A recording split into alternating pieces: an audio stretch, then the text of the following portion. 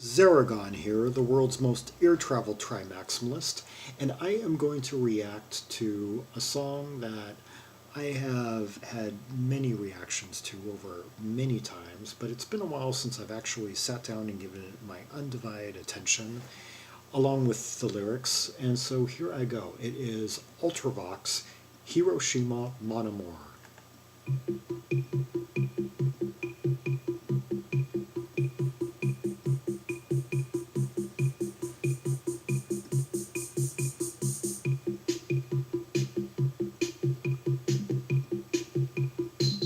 I must say, for 1977, that um, that electronic drum pattern is really like forward-thinking for its time.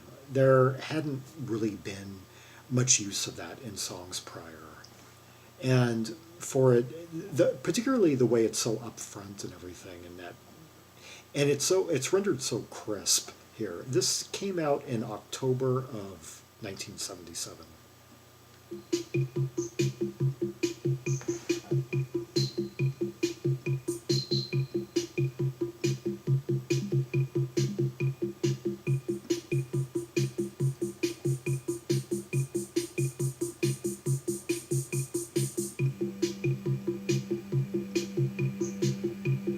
I'm trying to think offhand of the people who had used a drum machine before this point. Kraftwerk had used one as early as 1972. Brian Eno had used one in 1974. The Great Pretender, I think. Um, I believe J.J. Cale was using them on his early 70s albums. The band Kingdom Come with Arthur Brown were noted for making some of the earliest use of electronic instruments in rock.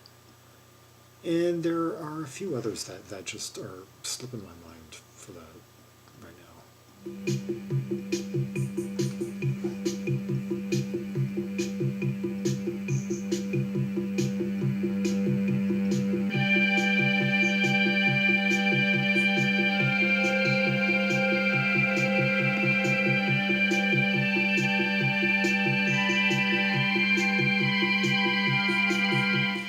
Interestingly enough, Wikipedia described that drum pattern as bossa nova sounding. I had never thought of that before as having like a samba element, rhythmic component to it.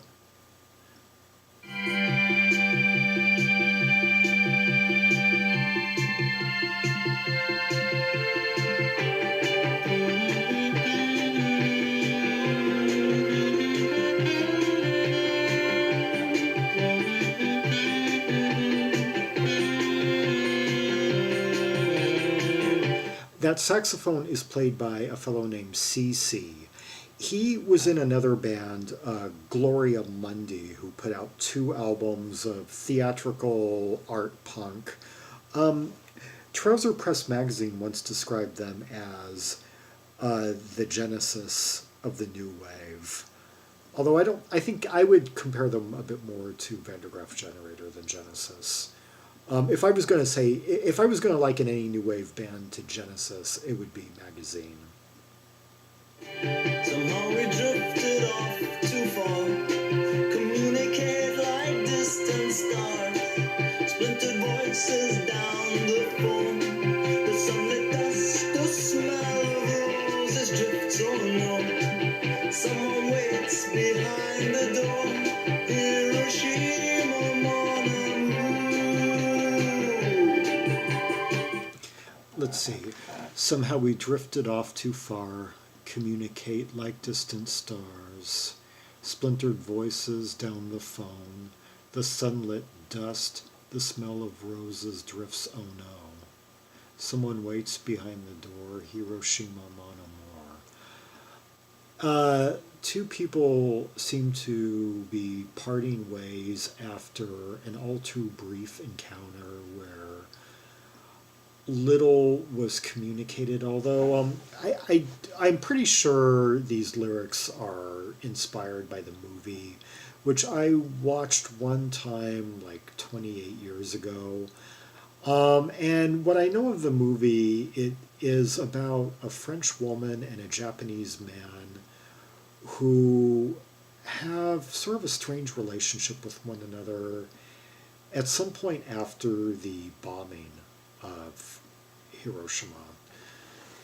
And these lyrics, though, have their own life, I believe, apart from the movie, because John Foxx was a very convoluted, very visual lyricist. I mean, it almost sounds like he spent. I would look at when I look at his lyrics, I almost get the feeling like he must have spent like an hour putting each line together. They're so vivid and rich. That the part here about the sunlit dust is very evocative. You're wondering, like, I'm thinking it's like either sunset or sunrise. It's a time of low sun, and communicate like distant stars. When you think of just how far stars are apart from each other, that every star you see out there has its own planets and everything.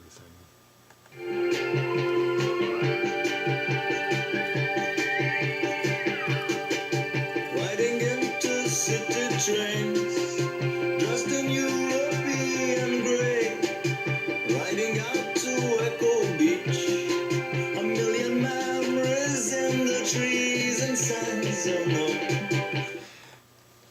Probably my favorite line in the song, and the one that always stuck, that made the biggest impression on me when I first got into Ultravox back in 1991, when I was 17, turning 18 years old, was the line, dressed in European gray.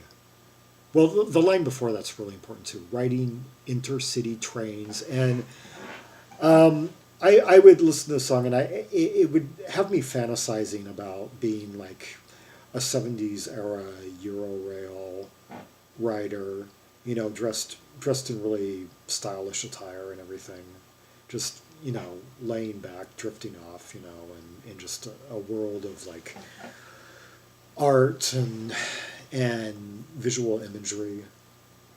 And let's see, riding out to Echo Beach, a million memories in the trees and sounds unknown. Very evocative. Can I ever let them go?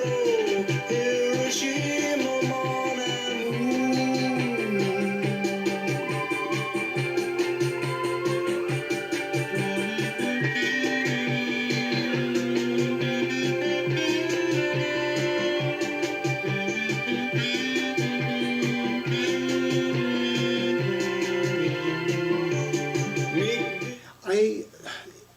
This almost makes me wonder, what are like the best sax solos from this era? It's like I'm thinking like this and Baker Street are almost like in a class high above the fray. And I'm someone who listens to a lot of jazz rock, but the sax is adds such tonal color to this piece and dimension. It just, and I have not even said a thing, and I almost feel bad, I haven't said a thing yet about Billy Currie's synthesizers on this. Those very luminous tones that like float, wave in and out around like the sax and around that Warren Cann's bossa nova electronic drum pattern here.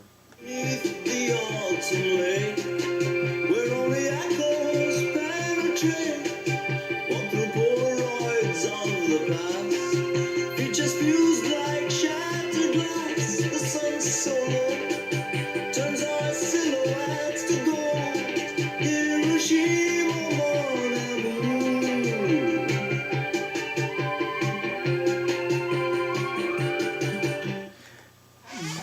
this might be the best verse of the whole, lyrically of the whole song. Meet beneath the autumn lake, where only echoes penetrate. Walk through Polaroids of the past. There's definitely a reference to the movie. Futures fused like shattered glass. I love the way that these lines are not only poetic, but the choice in words just rolls off so well. And the euphony is just beautiful. Futures fused. Perfect. It's so slick. It just works so well. It sings so well. Futures fused like shattered glass. I'm trying to come up with a meaning there. It's like memories will be of this time will be fragmented. Memories of the moment they're in will be fragmentary. The sun's so low, so we're definitely at as I said, sun low, and I wasn't even looking at that line. Turns our silhouettes to gold. Oh, that is beautiful. Yeah, like sunset. And, well, the gold surrounds the silhouettes, like as you look like on the beach or along the lake. Yeah.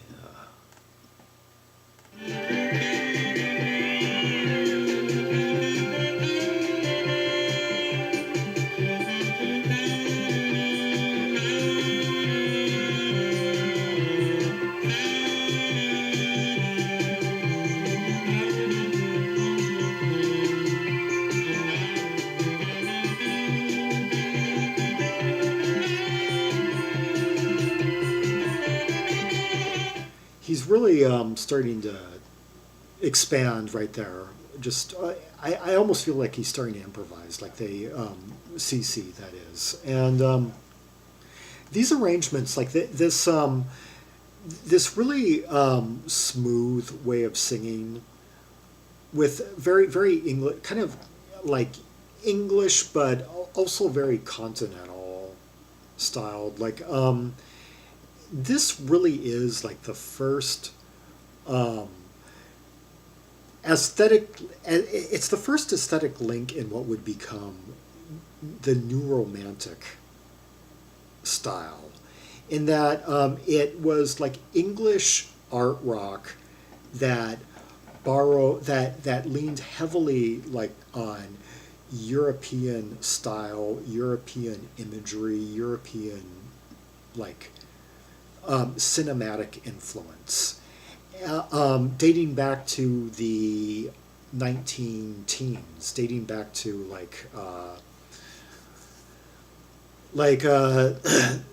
perhaps like the Cabinet of Dr. Caligari and the Bauhaus School, and a step away, like a different kind of art rock from, say, earlier in the 70s, when the English musicians were hearkening back to the Renaissance and the Baroque era and classical periods, or in some cases, like with metal bands, back to like the medieval times in their lyrics and imagery.